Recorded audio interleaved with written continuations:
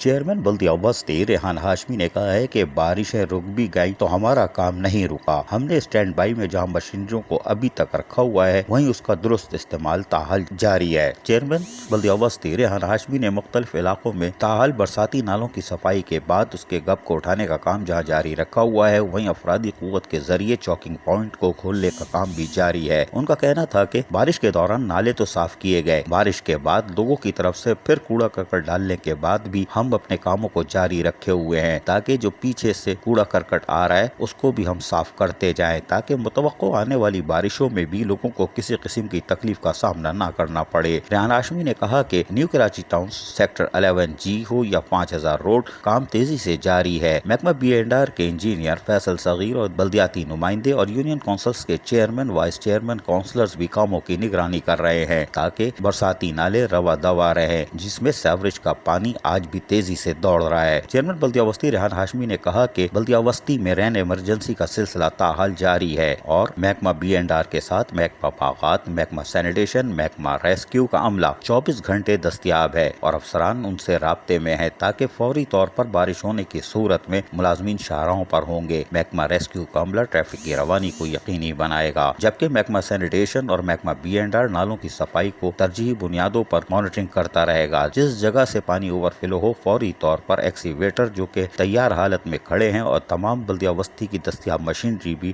حرکت میں آئیں گی اور لوگوں کو بارش ہونے کی صورت میں بہتر سفری سہولتیں فراہم کی جائیں گی۔ عزیز عارف، KBS بلدیاتی نیوز، کراچی۔